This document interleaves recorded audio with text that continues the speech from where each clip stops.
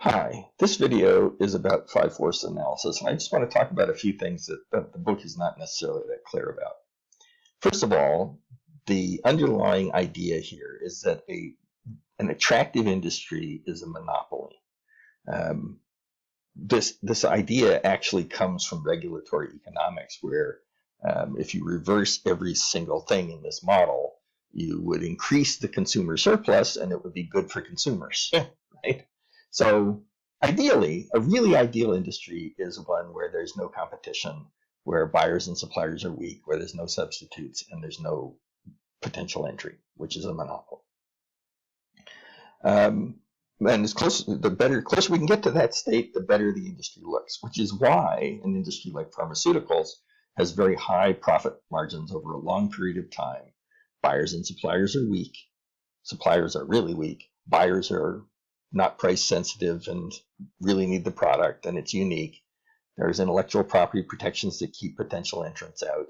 There are a few substitutes, and there are only a few big competitors, and they behave towards each other in a very gentlemanly sort of way. They don't compete on price very much. In contrast, airlines, it's easy to enter. Buyers are extremely price sensitive. There's lots of other ways to travel. There's only a couple of big suppliers for aircraft. There are a lot of airlines, and they compete really intensely on price. So it's a lousy industry. Profit margins in airlines have been negative for 20 years. So industry level analysis. So really the question here is, how good a game is this industry? So you should think about it as if you were contemplating entering the industry. Is this a good industry to invest in? And then, of course, if you could change these five forces, how could you make it a better industry? A couple of things to be careful of. The vertical axis of this figure is the supply chain. So suppliers sell to the industry. So the industry buys from suppliers and supplies its buyers. It's a transaction chain. So you have to be fairly careful about who the buyers and suppliers are. When you talk about buyers, even if the end user is a consumer, an individual consumer, you really have to think about who the industry sells to. So an industry like the processed food industry, they don't sell to consumers. They sell to supermarkets and Walmart, places like that. They're not selling directly to consumers. So Walmart has a lot of power relative to processed food, and Kroger and the other big chains have a lot of power. Consumers like you and me, none. Right? So you need to be very clear about who the actual buyers are. Substitutes, alternative value packages.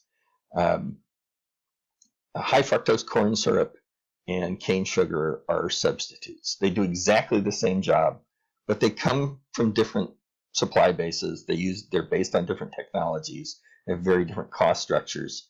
So there's actually really good, that's a good example of a substitute, coffee and tea. On the other hand, BMW and Mercedes are clearly in the same industry. They compete. So what would be a substitute for a luxury automobile? Well, maybe a non-luxury automobile or a motorcycle, right? It's still a similar value proposition. You're going to own a vehicle, but it's a different kind of vehicle, right? With a different value proposition. So substitutes, the book is pretty good at it, but don't think about it. Potential entry.